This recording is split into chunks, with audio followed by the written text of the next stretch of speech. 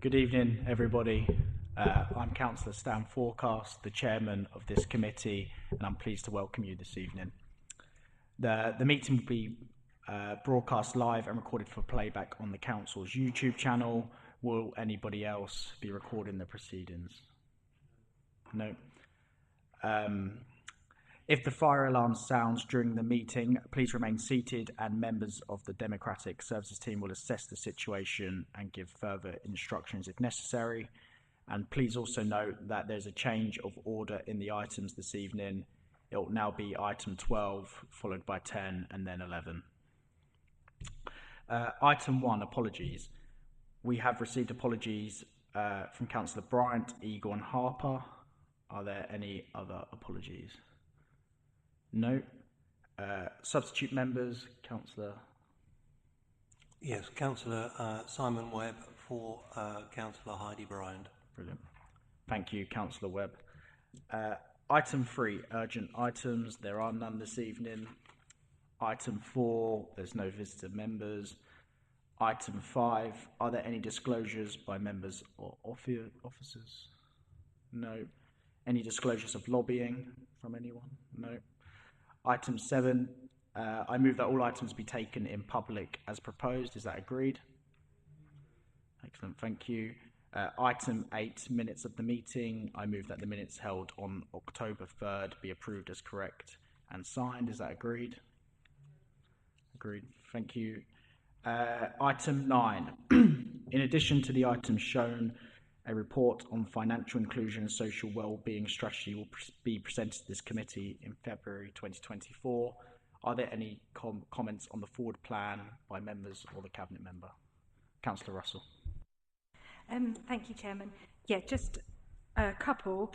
On page 9, it shows that we're doing the Maidstone Leisure Centre Leisure Services contract to report on the Maidstone Leisure Centre tonight, the 20th of December. Obviously, that's not on our agenda tonight, and we're bringing that to the committee in January. So that just needs to be adjusted on that one.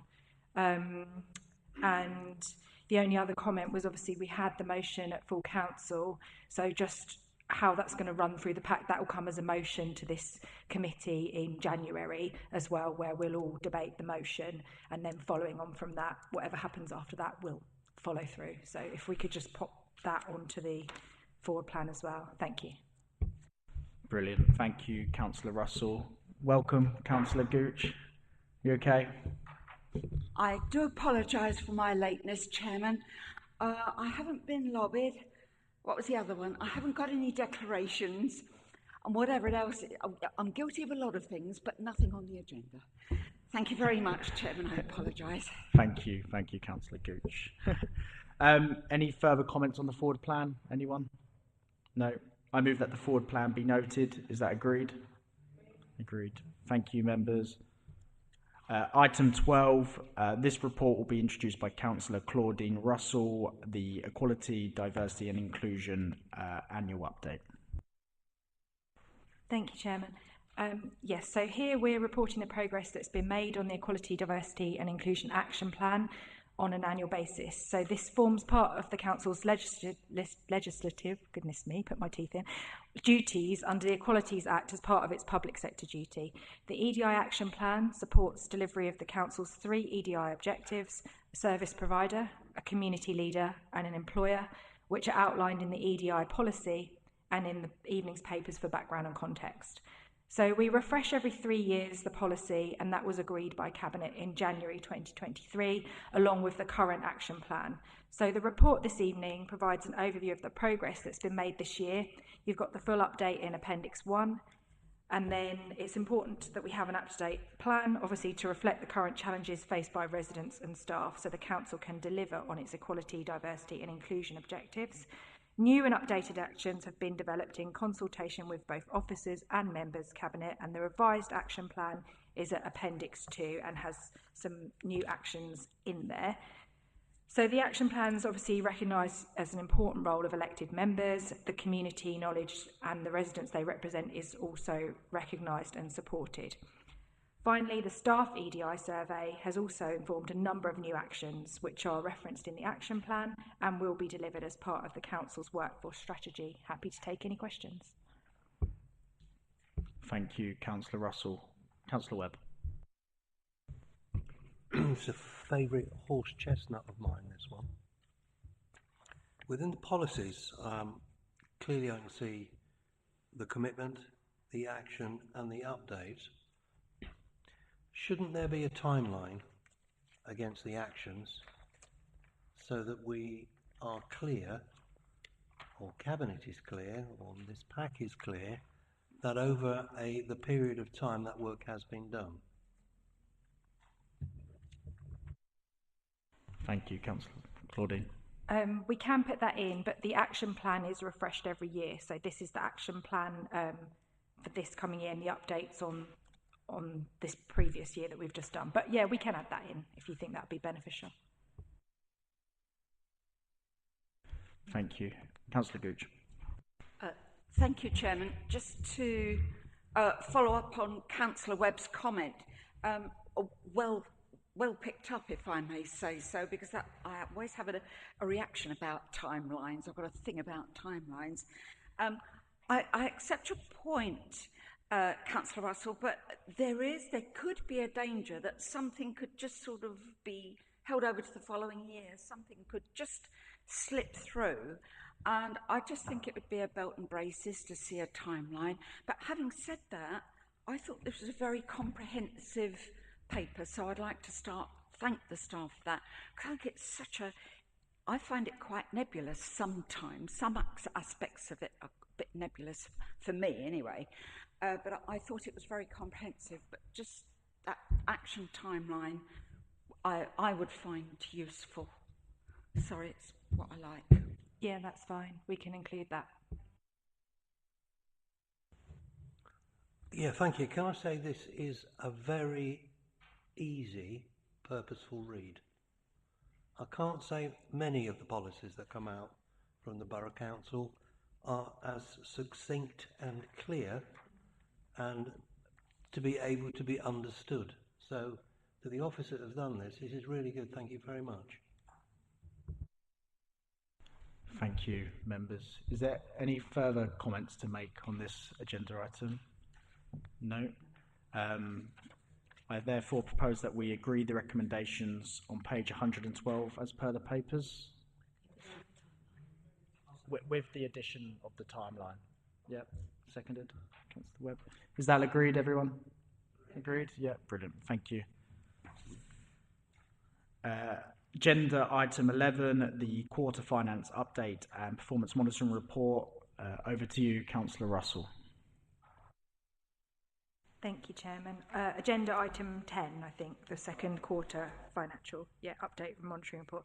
So, here we've got the report setting out the 23-24 financial and performance position for the services that obviously report to this pack. And you can see that on pages 11 to 28. When you flick through the quarter budgeting report, the KPIs are on page 23, and not all of them make for happy reading, but I think it's good to see that the percentage of tickets sold at the Hazlitt and the footfall and the museum and Visitors Information Centre is picked up and better. The trends are getting better for that, so I think that's good. And then obviously what we've got behind is the actual charging. No, I've gone too far. Is the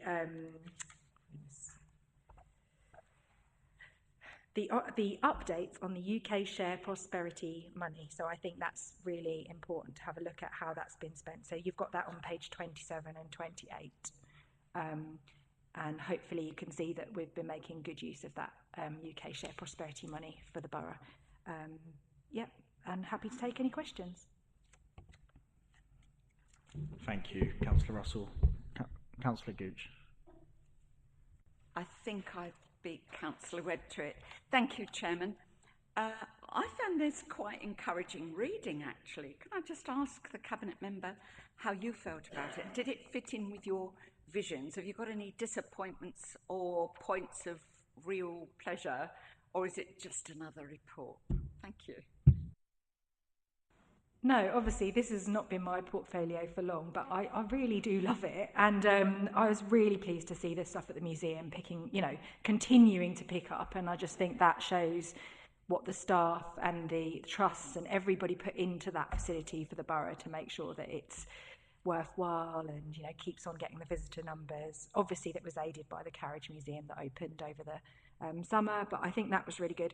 Bit disappointing about the Lot Meadow for obvious reasons, but I think it was budgeted that we wouldn't fill the vacant units straight away, so whilst budgeted we would have hoped for more, but we are where we are with that. Hopefully it will continue to pick up. The leisure centre, obviously what's hitting us there is the utility prices, so something to look to when we renegotiate the new contract, which we'll be looking at in January. But overall, I'm happy that lots of people are still visiting the leisure centre and they still think it's it's value for money, so that's good. And really pleased that the number of households at risk of financial crisis has gone down. I think that's it's early news, but I think that's a positive one for our community's part of the portfolio. So overall, I think, on balance, happy. Yes. If I may, Chairman, I was interested to hear that, because when we're looking at the fees and charges, there's quite a few zeros there, and I'm thinking, actually, I know this is a separate report, but to me they're sort of linked in a way, and I think we've made the right decisions, because we're not in an ideal world. There's swings and roundabouts, and we are where we are. So, yeah, thank you, Chairman. Councillor Webb. Yeah, I wonder if you could explain to me the press and public relations line where the approved on page, I beg your pardon, page 19? Page 19. Sorry, that's where I was looking. I beg your pardon. So if you'd like to turn to page 19. Press and public relations, that line there, there's a bit of explanation, it's probably me, but we start the year with an approved budget of £5,000. By the time we get to the end of September, we've spent £40,000. The actual at the end of September is a further £7,000 on top of that that's been spent. Yet, if you add up the 4, the 3, the 7 and the 5, or the 7 anyway, that's 14. That doesn't make a net forecast of 5 in credit, does it? Or am I reading this incorrectly? Yes, this line is a bit confusing, I agree, Councillor Webb. And the overall position for press and public relations is that we aim more or less to have a balanced position. So the approved budget for the year is only 5,000. But then within that, we have both income and expenditure. So when we have the Borough Insight, we will be getting income to cover that, whether it's grant income or income from advertising. And so those figures that you see in red there, those actually represent money coming in. Oh, money coming in, right, sorry. That's right, but it's a profiling thing. We haven't had the corresponding expenditure to go out as at the end of September. So the position at the end of the year is still in line with budget. I see. If you look at the last one column, 5,000.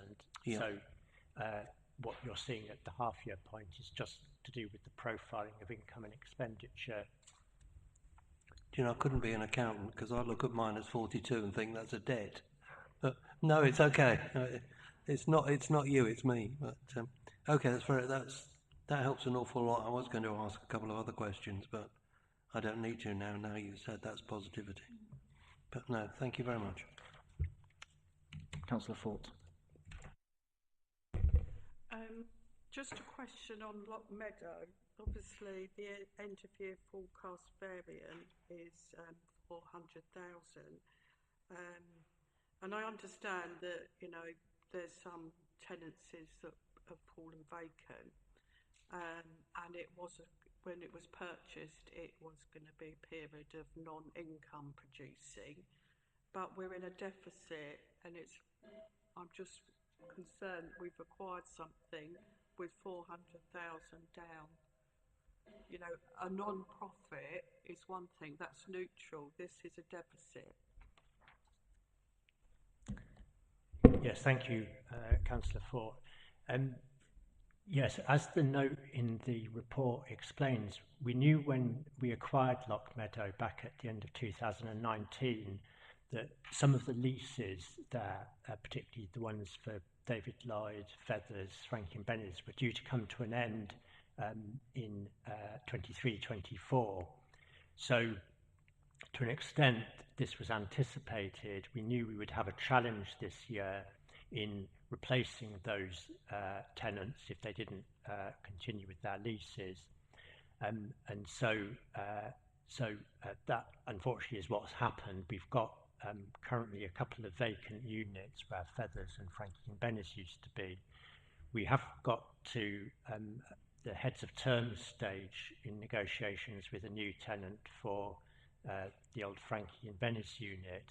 And so far as the David Lloyd unit is concerned, we were looking for a tenant, another business in the leisure sector to take it over, but in the end we concluded that the best bet was actually to use the expertise of our contractor at the Moat Park Leisure Centre, Serco, and they, as I'm sure you know, have taken on the old David Lloyd, rebranded it as the Lockmeadow Health Club, and actually it's doing really well. They've built up the number of members very quickly from a standing start.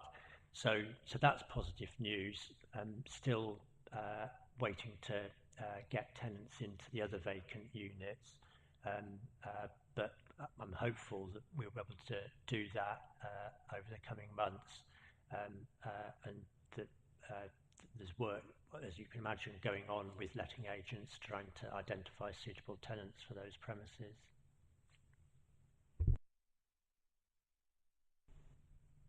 Councillor Wilkinson.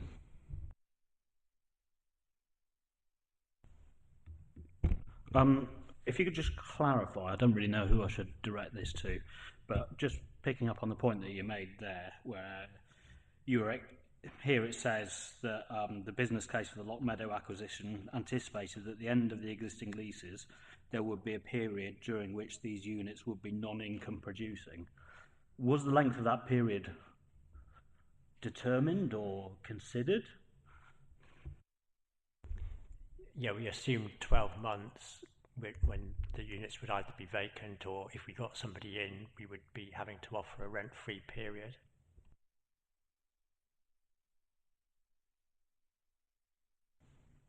Do you want to come back, Councillor Wilkinson? No, that's fine. No. Councillor Gooch. Yeah, thank you, Chairman. Listening to what's being said now, and obviously having looked at the reasons for Lockmeadow, I was almost thinking in future when we look at next year's budget, we should perhaps be more prudent.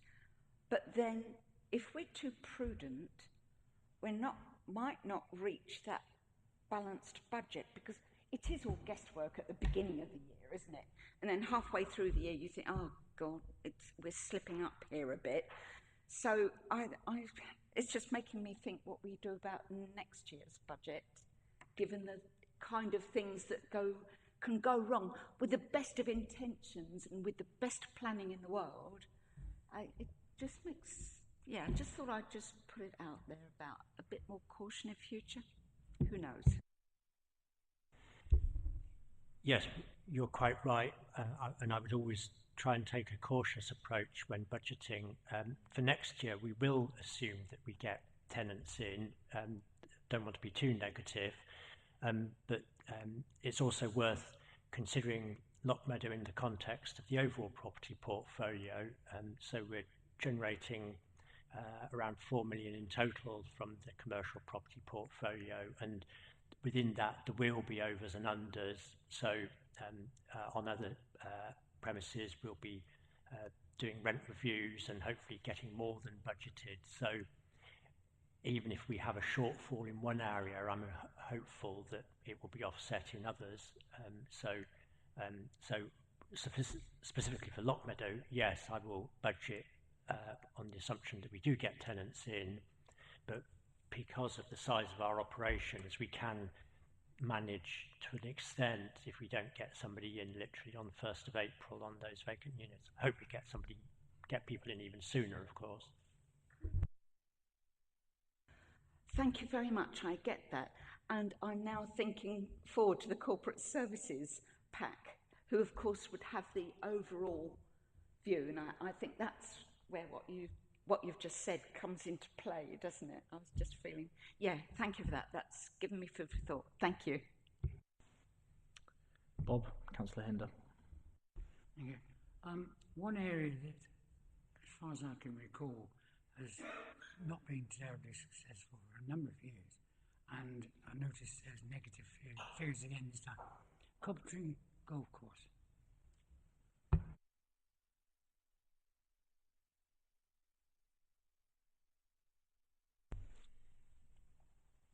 With the Coventry Golf Course, what you see here, it's a negative, which actually means it's income that is being generated from the golf course. So black figures are expenditure, red figures are income. But the thing that I would point out with the Coventry Golf Course here is that the operation at Coventry is operated as an independent trust.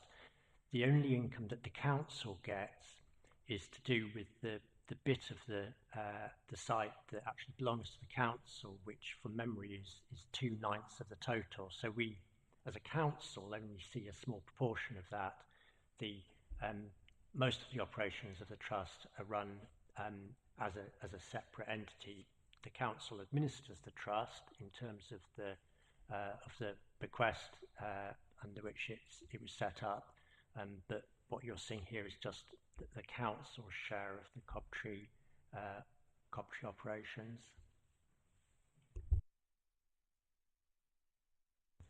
I must say, having listened to what you said, I'm quite heartened by the Lockmeadow complex, because currently, and we all know we're in a funding crisis for families, and a funding crisis generally for any business or complex that is currently being run. The fact that we may well be, hopefully fingers crossed, getting new tenants into the old Frankie and Bennett's, the fact that I think a very wise decision was made to put Serco into the old David Lloyd means that actually we are maintaining a lot for the residents of Maidstone in Lockmeadow, and I think if there are only a couple of units that are still vacant, I think that's more than reasonable, to be honest. Reflecting on that, one question on the Serco and the fitness centre, and I'm trying to phrase a question that doesn't conflict with their contract. So in a sense, Serco agreed to come in. Serco wouldn't have agreed to come in if it wasn't worth their while. And clearly, the building and the units, all the fitness machines are the borough councils, are they? Oh, so okay. Well, I'll come back from that one then. So Serco come in, they run the unit. What financial recompense do the borough council get from the leisure centre? Sorry, from the fitness suite, etc., etc. I was just going to say, don't forget that the leisure centre, the adventure golf that's outside, and the Lockmeadow Health Club will be together when we're talking about the new contract negotiation report that we've got coming in January. So it's within the whole contract, the leisure contract, that part. Does that answer your question? So we've got the report coming in January for the whole thing. Okay, I'll wait till January, even though it won't be on the committee. I'll read the papers. How about that? No, that's fine. You put that really brilliantly into context of the whole machine of leisure in terms of the borough. So thank you. I apologise for wasting people's time.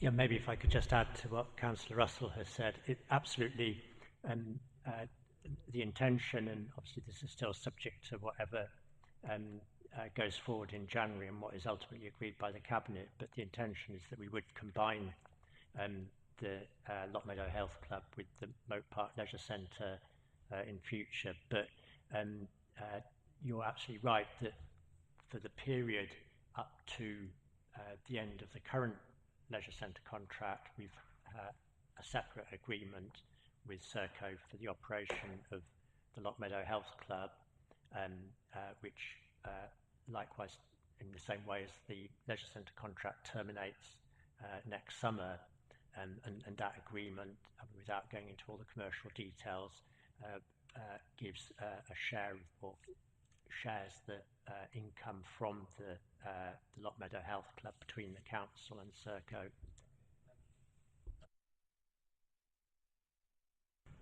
Mark, can I just ask, do we have an ETA on a new tenant in the old Frankie and Benny's unit, roughly?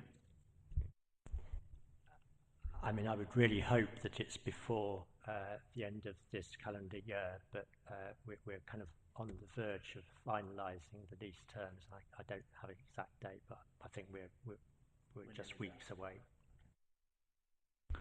Any other comments on this agenda item? No? Okay. I therefore move that we... Oh, sorry, Councillor Wilkinson. I've just got one other little bit that might need clarifying. It's relating to the KPIs for the market hall occupancy percentage, which is on page 23. So obviously the target was 75% and the actual was 56.04. Obviously there's a note at the bottom that says that July and August months have consistently experienced lower occupancy rates over the years. I assume when that 75% was set, that those lower occupancy rates for July and August considered when the KPI was set. Thank you, Councillor Wilkinson. I think it's fair to say that we are on a downward trend with the market, and that was reflected when we set the KPIs for it last time. I think it's something that the committee just needs to continue to be mindful of and see where we go with it. I mean, again, like you were saying with Lock Meadow, it's within this portfolio. We need to keep a close eye on it. And if there, came a time where it wasn't performing at all, there may need to be decisions to be made. We're not there yet. I think we've done a lot with the repainting of the Undercroft and tried to make it more attractive for pitch holders. We've not, when you get to the fees and charges, you'll see we've not increased that. So we are doing, as a council that operates that facility, all we can to try and attract stall holders. And obviously the market is a vibrant activity for our town. It's another thing that you can do, but it's something to be mindful of, as with all the things that we run in the portfolio. You're quite right. Thank you, Councillor Russell. Any further comments from members? No. I therefore move that we accept the recommendations as per page 12. Is that agreed? Yeah. Agreed. Thank you, members. That takes us on to item number 11, fees and charges 24-25, introduced by Councillor Claudine Russell. Thank you. So in this report, we've got the proposed fees and charges for 2024-25 for obviously the services within this committee. It will go in to then form part of agreeing the budget for 24-25. And what I probably would just like to show you is on wherever I turn the page. You'll see I'm going to get there on the page in a minute. You'll see that we haven't increased any of the fees to do with any of the education activities at the museum. So obviously we're trying to maintain access to that for the same price for anyone that wants to use the museum with their school groups for educational purposes. So I think that is really important. Other things you'll see have gone up in line with our fees and charges policy, which is also included. And I think on page 94, it's interesting to see what people think their most important discretionary services are, because obviously we've got a lot of services that we have to provide because we're part of our regulatory sector, but I think you can see that the Leisure Centre still features highly, as does the museum. So I think that is good to see that people still think that that's one of their most important discretionary services that they spend on. But happy to take any questions. Thank you. Thank you, Claudine. Any comments, questions from members on this item? Councillor Gooch. Thank you, Chairman. It's not so much of a question, more of a comment, really. It's a funny thing, isn't it? It doesn't matter what the residents say up to a point, that if they had their way, we might be getting rid of something that's actually fundamental that we can't not do.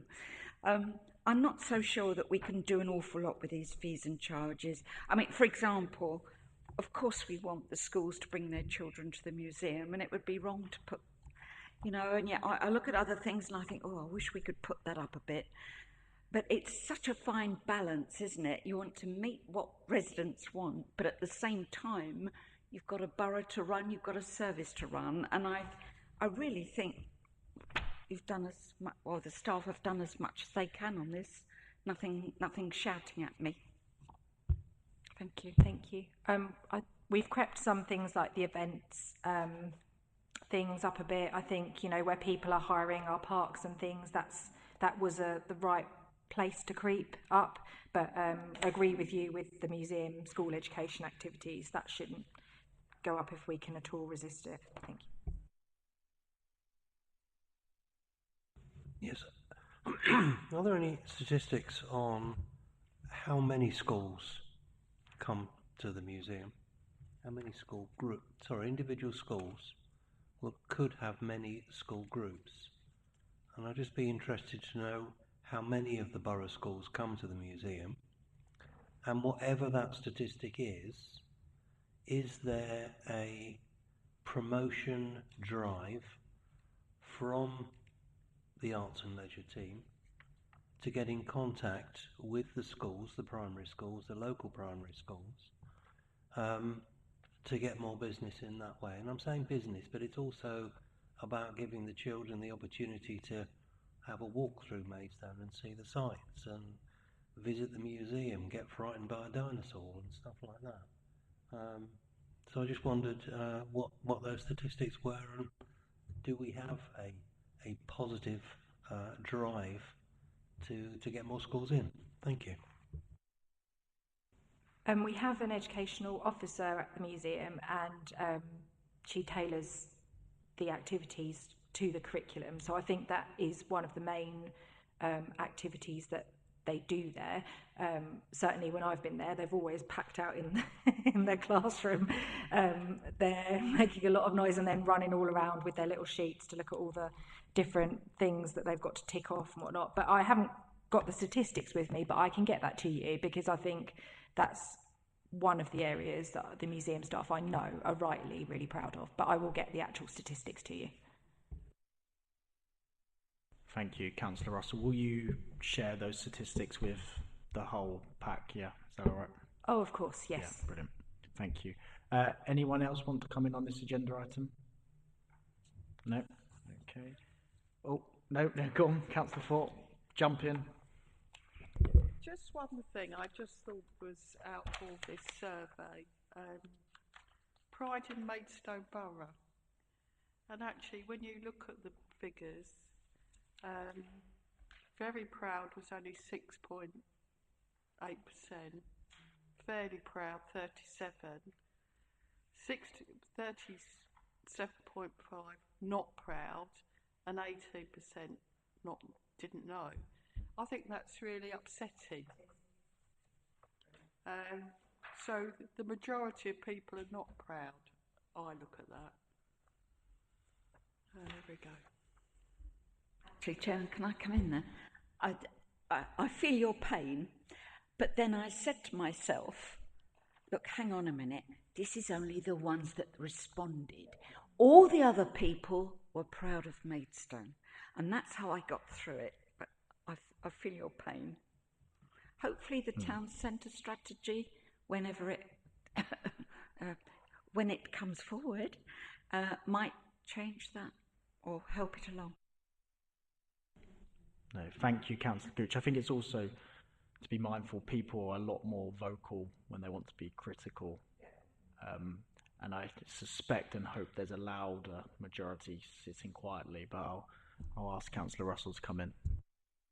I think it's difficult, isn't it? Proud is a nebulous concept in a way, and it depends who's answering the surveys and, you know, what you've just said. But I think as elected representatives, we've got our duty to actually try and be proud when we talk about it. I know our leader's always saying we've got to talk Maidstone up, nick his phrase, but I think, you know, we do have a responsibility to do that when we're talking about it. And I think this is one of the really good things about this committee and this portfolio is we do hold a lot of the discretionary spend items, and I think they play a really big part in people wanting to come to Maidstone, enjoying Maidstone as a destination, and making sure that it does provide that kind of level of pride of the county town, and we should all be proud of it. But I think, you know, that's where we come in on this committee and as councillors as well, to try and build that profile and make sure that our residents try and come along with us through it as well. I mean, I think we've been through a tough period and it's not getting any easier, is it? And Christmas is a great time, but for some people it's a really hard time. But there's lots to be proud of. And I think if people that had maybe answered a bit more negatively to the survey had gone and looked at the donation hub in the mall, I think you could be really proud of the donations that are being made there and the people that are spending money that they barely have to make sure everyone else is having a better Christmas than they might. So yeah, I think we've got a long road, but, you know, this is the committee that we can do it. So when we're setting budgets and that, I would just urge everyone to just remember the importance of this committee and the things that we can do and the things that we can put on for the town. Bit disappointing that nobody likes the civic events, but maybe something to take away. But, you know, I do think that we could continue to sell that story and try and make sure that everyone gets on board with it, especially in areas like social media and things. Very easy for one person's viewpoint to sway everyone that reads those stories, and you know, it's our job to try and address the balance. Oh, I'm going to stop now. Thank you, Claudine. Here. And I think also the good news about Lockmeadow, Hazlitt, the museum, etc., that we've heard tonight, we'll hopefully see that figure come up this time or when we next hear. Any further comments on this agenda item, members? No? Okay, so the report is for noting, so I therefore move that we notice the report as per page 30. Is that agreed? Oh, sorry, and that we agree the fees and charges as detailed in Appendix B of the report.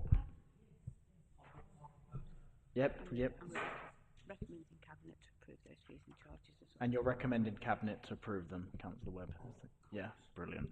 Seconded? Brilliant. Thank you, members. That draws tonight to a close, and I just want to wish you and officers a very Merry Christmas. Thank you.